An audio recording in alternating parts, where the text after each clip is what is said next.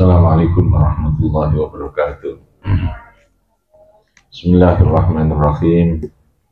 Rabbi shrah li sadri wa yassir li amri wa hlul 'uqdatam min lisani yafqahu qawli. Subhanaka la ilma lana illa ma 'allamtana innaka antal alimul hakim. Amma ba'd. Qala musannifu rahimahullahu ta'ala wa nafa'ana bihi wa bi asrarihi wa nafa'ana bihi wa bi 'ulumihi wa bi asrarihi fid dharain amin. Bismillahirrahmanirrahim. Muqaddimatun. Alhamdulillahi al-karimi al-khallaqi wassalatu wassalamu ala sayyidina Muhammadin al-mab'usi litatmimi makarimil akhlaq. Sudah cukup kitabnya? Kurang? Oke. Litatmimi makarimil akhlaqi wa ala alihi wa ashabihi ma jara qalam talkhisi wal bayani ala sufahatil awraqi. Amma ba'du, fahadha mukhtasarun fi ilmil akhlaqi ad-diniyati. Wada'tuhu litullabi as-sanatil ula al-azhariyati Samaituhu taisirul khallaqi fi ilmil akhlaq.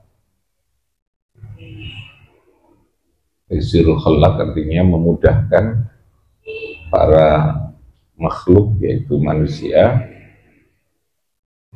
ilmil akhlaqi, dalam memahami atau mempelajari yang namanya ilmu akhlak, itu yang mempelajari ilmu akhlak.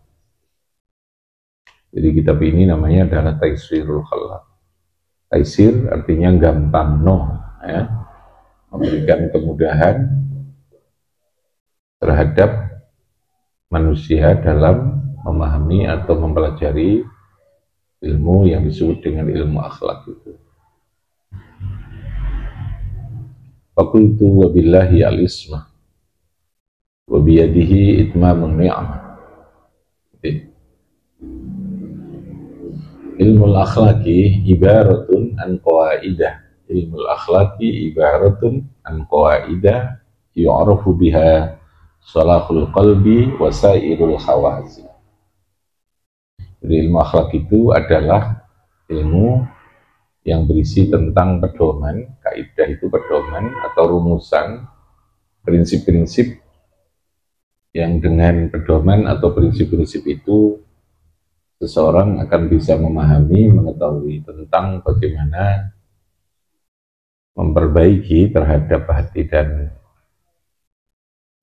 anggota tubuh dengan perilaku, perbuatan yang dilakukan oleh al-khawasi, oleh anggota tubuh kita itu. Jadi isinya kalau ilmu akhlak itu rumusan, kaidah atau pedoman yang menyangkut hal-hal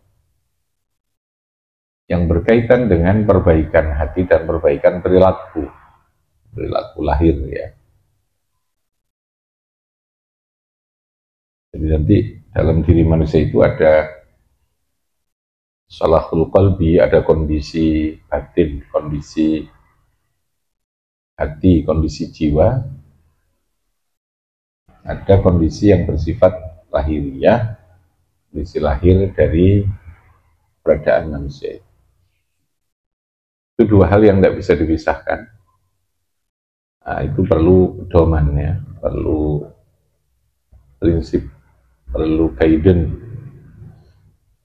Prinsip atau kaidah yang berbicara itu namanya ilmu akhlak. Apa namanya? Ilmu akhlak.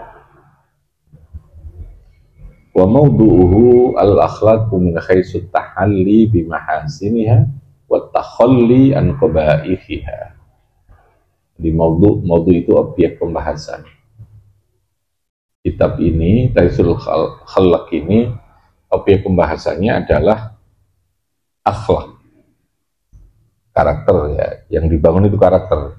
Bukan keahlian, bukan keilmuan tertentu, tapi yang dibangun adalah perilaku, ya. Dari hal apa? At-tahalli bimahasiniha, membangun keindahan, menghiasi terhadap kebaikan-kebaikan di dalam perilaku seseorang itu. Namanya at-tahalli. Tahalli itu menghias. Kita punya dikasih makna enggak apa-apa. Ya. Itu sudah gratis dikasih itu. Ya karena kecil, kalau besar ya tidak dikasih. Kecil, ya. Disimpan, ya, kayak jimat. Taruh di di tasnya. Nah. Coba tahu nanti jadi mubalighah. Lumayan dapat berkat kan?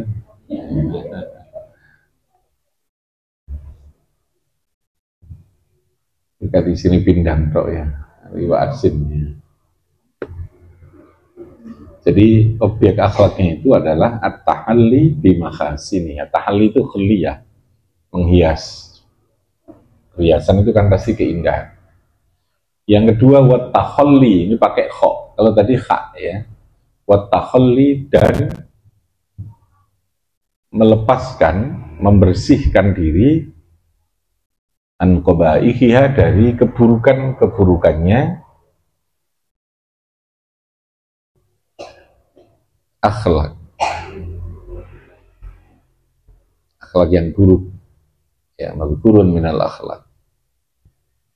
Jadi dua hal ya, at-tahalli bimahasiniha wat takhalli. Kalau takhalli apa tadi? Membersihkan, melepaskan ya, menyepikan, disepekno. Sepi itu berarti tidak ada. Istilah umbian nyepekake, nyepikno, disepikan. Artinya dibersihkan, dilepaskan an qabaihiha, dari hal-hal yang buruk, perilaku-perilaku yang tidak baik, qabaihul akhlak ya. Objek pembahasannya itu.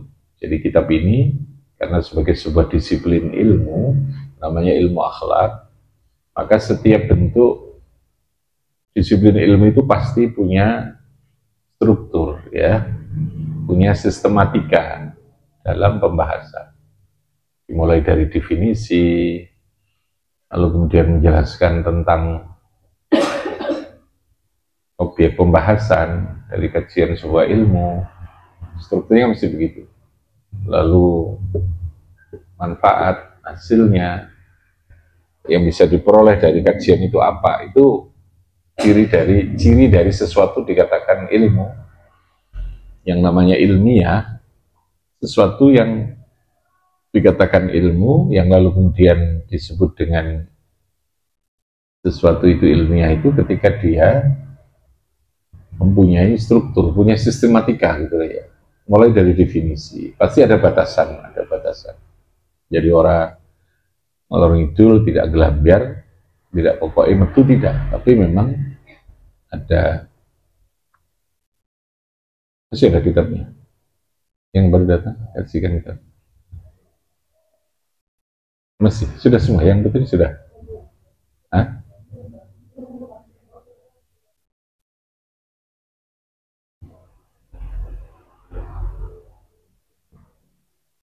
Masih kurang? Oh ya, yang putra kasihkan ngasih nih. Kamu nggak usah, nggak apa-apa. Lanang biasanya selalu hilang. Masih?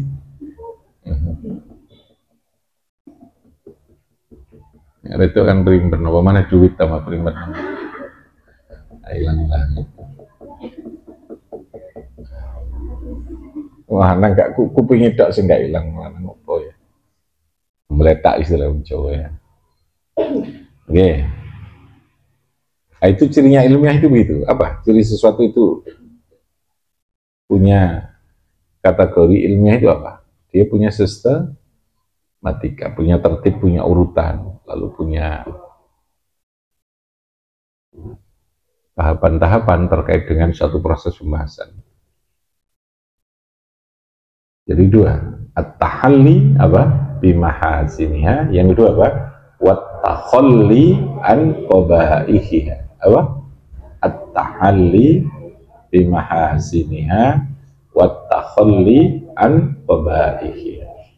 Wasamratu utai buahnya, wasamratu utai buahnya ilmu ini, taisil khalaq ini, Salahul qalbi, yaitu memperbaiki hati. Buahnya hatinya lalu menjadi baik. Karena sekali lagi, hati itu juga bisa buruk gitu ya. Hati itu juga bisa sakit. Hati itu juga bisa berkarat. Itu dalam bahasa Quran itu. Fi qulubihim maradun. Hati itu bisa ada sakit, ada penyakit gitu. Lalu orang dikatakan hati ini loro, sakit. Sakit bukan berarti menderita karena sesuatu yang menyakitkan. Ya, kalau itu kan menjadi sakit itu karena persoalan persepsi, apa istilahnya. Jadi kalau orang sakit hati itu beda dengan hati yang sakit. Ya. Kalau sakit hati itu karena faktor di mana kita merasa disakiti, merasa lah ya, merasa. Jadi sebenarnya bukan cinta yang melukai hatimu, tetapi pikiranmu yang melukai hatimu. Itu rumusnya. Yang melukai hatimu itu bukan cintanya, tapi apa? Pikiranmu. Kalau kamu memahami sesuatu yang katanya melukai, tapi dengan cara bahwa kamu pahami sesuatu itu adalah bukan melukai, Anda tidak luka. Gitu. Paham ya? Mana ya? Kalau bojo gak bisa ngomong, terus alhamdulillah bojoku menghemat energi gitu. Ah, gitu kan itu tok aja. Wong wae ngomong entek sego tambahan gitu loh ya. Wis lumayan menghemat energi. Jadi coba dipahami dengan pemahaman positif.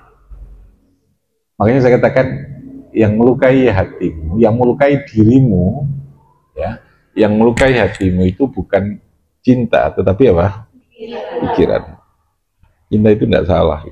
Maka kamu memahami, memikirkan cinta itu dengan sensitivitas semuanya, dengan sensitivitas yang terlalu tinggi, lalu kemudian seringkali pikiran kita memaksakan atau membawa sesuatu yang tidak baik. Makanya perasaan itu fitrah manusia, tetapi coba diberi ilmu lah perasaan itu, biar tidak terus menyakiti diri kita. Gitu. Kenapa gitu? Ya ada cueknya itu juga penting, tapi cuek banget itu ya sendok api ya. Ya, ada itu ya. Nah hati itu ada yang sakit. Sekali lagi ya, hati ini loro. Namanya dalam Quran maradun fi qulubihim apa? Maradun. Apa yang menjadikan? Jadi pikiran kita. Kita tidak punya duit, mungkin nggak tahu dikai belanja, mungkin mangkel sakit hati. Ya sakit itu bukan hati sakit kalau itu ya. Tapi coba aja dipahami. Alhamdulillah gak di duit ya aku tak wiritan aja tambah enak. Nah, itu ya tak ngaji gitu kan. Ambil sisi positifnya supaya tidak menjadi sakit hatinya. Gitu ya. Tapi kalau kamu yang dipahami sisi buruknya, karena sesuatu pasti punya sisi, tergantung pada kita bagaimana berpikir. Paham ya? Nabi itu kan enteng. Ketika pagi tidak ada masakan, tanya kepada istrinya Nabi, ada masakan apa? Ngapunten kanjeng Nabi gini, Nabi ini wong kwaron ya. Ngapunten kanjeng Nabi mboten enten daharan napa-napa. Ya wis aku tak poso. Banyak coba. Positif lah ini. Positif. Tapi nek dipikir, wah iso aku mesti butuh ini, wah sudah. Ya, matek karepe dhewe nek misalkan. Ya. Artinya kita akan terluka setiap saat karena kita memahami sesuatu dengan pikiran yang terus negatif, memproduksi kenegatifan dalam pikiran kita, itu yang melukai kita sesungguhnya, ya, yang menghambat terhadap kita itu. Cobalah berpikir sesuatu yang yowis gitu ya, membagian manusia, yowis panjang gini, kok muka-muka, gitu kan, muka dadilan Nabi, sampai pada tingkat tertentu ya sudah. Jadi, lah seringkali kenapa orang memahami dengan pikiran yang negatif atau yang agak sedikit provokatif gitu ya, karena kesombongan, harga diri, biasanya begitu. Saya kan punya harga diri, saya ini siapa gitu, gitu lah ya, aku iki opo gitu, ya mbuh gitu, takon lo karo awake dhewe. Jadi kalau kita kembalikan bahwa pasti ada sisi hikmahnya, ya sudah, gitu ya, maka kita akan menjadi kuat. Ketika kita terus memproduksi pikiran negatif, itu jiwanya akan menjadi lemah, dan terus dia akan lemah dan bisa menjadi sakit. Bukan hanya sakit hati, tapi sakit betul hatinya nanti. Dibalik sudah, dia akan menjadi sakit. Tidak pernah bisa berpikir secara produktif, tidak pernah berpikir ada inovasi gitu, karena dia sudah terhalangi dengan pikiran-pikiran yang negatif yang lalu itu masuk di dalam. Jadi sesungguhnya bahagia apa tidak itu tergantung pada bagaimana kita memahami dengan pikiran kita, lalu memasukkan dan lalu diberi pertimbangan dengan hati itu. Bisa enggak orang tidak punya uang itu bahagia? Bisa. Baliknya juga tergantung pada pemahaman itu. Maka belajarlah berpikir dengan, kalau bahasa agama, husnudzon. Yakini saja bahwa di situ semua keputusan Allah itu pasti ada kebaikan. Bahkan ketika kita disakiti orang pun, ketika berpositif itu jauh lebih enak sesungguhnya. Tapi kadang enggak tahan, karena tadi itu atas nama harga diri, ya toh, atas nama kita ini manusia juga harus macam-macam lah, atas nama manusiawi kita juga harus marah gitu ya. Ya enggak apa-apa kalau memang itu. Tapi kan lalu hati kita yang menjadi apa? Menjadi terus terluka, diri kita yang menjadi terluka, dan luka itu akan menjadi sakit, namanya juga luka. Kalau kita itu dilukai terus kan, yang metu gede, teroro kan gitu ya. Jadi jangan biarkan bahasanya hati kita ini tidak terkontrol dengan pikiran kita, yang lalu kita menjadi gampang sakit. Sakit hatinya ketika sakit, maka itu akan berpotensi badan kita tidak akan kuat menahan itu. Paham ya? Makanya sakit itu lebih banyak pada aspek pikiran. Wajah sing cepet ketok tuwek padahal cek enom, berarti pikiran potongan tuwek. Pikiran potongan tuwek. Ya, mikir sing mestinya tidak perlu dipikir, yang tadi yang negatif-negatif. Ya sudah, gak punya duit ya alhamdulillah. Pokoknya alhamdulillah sajalah. Orang ketika terus bersyukur, alhamdulillah, kata kuncinya itu ya, bersyukur alhamdulillah, itu artinya berpikir positif, husnudzon macam-macam, maka dia jauh lebih rileks hidupnya. Ya. Nah, untuk membantu itu seringkali dalam bahasa agama itu kamu disuruh mencari orang yang lebih berat dari kamu gitu ya, supaya mensyukuri itu. Gak duwe mobil ya telon, ya toh, sing sudah pancal, alhamdulillah aku cek duwe motor, gitu ya. Jadi itu kalimatnya alhamdulillah. Sampai gak duwe sepeda pancal pun alhamdulillah aku cek iso mlaku duwe sikil. Sing duwe sikil gak duwe iki alhamdulillah aku gak sampai digeledek. Gitu ya. Colokosane terus sampai notop itu terus ada alhamdulillah. Tidak sampai mengucapkan sesuatu yang mengingkari terhadap bahwa kenikmatan itu begitu banyak. Tapi sekali lagi perlu latihan itu ya. Ya, dan gak cepet tua tadi itu ya. Ini mikir, ben gak cepet mati, itu paling cool ya. Ben gak cepet mati, gak cepet tua, ya. Pengen cepet mati apa orang? Kalau mati kan ketemu Gusti Allah kan enak. Sampai mati pun kalau orang sufi itu, alhamdulillah saya bertemu dengan Tuhan saya bertemu dengan kasih saya itu Allah. Sampai ngono lah, kita kan takut. Saya cari sini tuh ini apa? Dunia ya paling cowek, paling ya ngono-ngono gitu ya, masalah-masalah itu. Saja nih, tapi prakteknya kita begitu berat dengan sesuatu yang sifatnya dunia. Teorinya begitu, muka-muka teori ini bisa dilatih, dipraktekkan. Kalau kira-kira orang seperti ini gampang marah apa tidak? Nah, ya karena tahu. Ya, jadi berpikirnya mencari solusi, jangan lalu mempersoalkan terhadap sesuatu dengan produksi negatif tadi. Nah, akhlak itu pada kuncinya adalah, buahnya adalah sholahul qalbi wasairul khawasi fid dunya wal fauzalan, mendapatkan kebahagiaan bi'alal maratibi fil akhirah, selanjutnya akan bisa mendapatkan kebahagiaan, keberuntungan dengan a'lal maratib, itu kedudukan yang tinggi. Derajat itu kedudukannya. Di dunia ini orang kan seringkali tergila-gila dengan urusan status, dengan jabatan, dengan derajat, jadi ini. Kedudukan itu Pak ya, jadi ini. Kalau dalam nahwu ya, jadi mubtada, jadi khobar. Karena biasanya dia punya status punya hukum khusus gitu ya. Nah, dia menjadi sepertinya istimewa. Kalau saya jadi bupati, saya punya keistimewaan. Diingat orang, nama saya dikenal orang. Ya, itu namanya kedudukan. Ya. Nah, Anda ada kedudukan, ada kebahagiaan yang lebih permanen nanti di akhirat ketika kita bisa berada dalam akhlak yang tertinggi tadi itu. Jadi akhlak tertinggi itu satu, bisa memperbaiki hati dan perilaku, sehingga kita menjadi orang yang bisa sukses di dunia dengan karakter yang baik, akhlak yang baik. Yang kedua, bisa mendapatkan apa? Kebahagiaan yang tinggi dengan kedudukan tinggi itu di akhirat nanti. Itu karakter dan akhlak gitu ya. Makanya Kanjeng Nabi itu diutus Gusti Allah, tujuan utamanya apa? Untuk menyempurnakan terhadap budi pekerti yang terbaik, untuk menyempurnakan. Aslinya wong itu sapi ya. Allah menciptakan kita ini dengan potensi kebaikan, dengan potensi akhlak yang baik. Nah, agama Kanjeng Nabi itu menyempurnakan, gitu ya. Karena orang sudah diberi akal. Jadi kita ini rukuk, nah iki gak bener, iki gak api, gitu loh ya. Tapi itu sebatas akal, maka lalu diberi kekuatan agama. Maka akhlak itu sumbernya bukan hanya akal, bukan hanya persoalan tradisi, bukan dari adat, bukan dari hukum sosial, tapi kalau akhlak dalam bahasa agama, sumbernya adalah agama. Enggak, kalau sumbernya agama, kebenaran atau akhlak itu pasti cocok dengan akal. Bahasa Maduranya kompatibel. Nah, apa kompatibel? Ngerti? Ngerti, Bang? Kompatibel itu klop. Tapi kalau akal belum tentu cocok karo agama.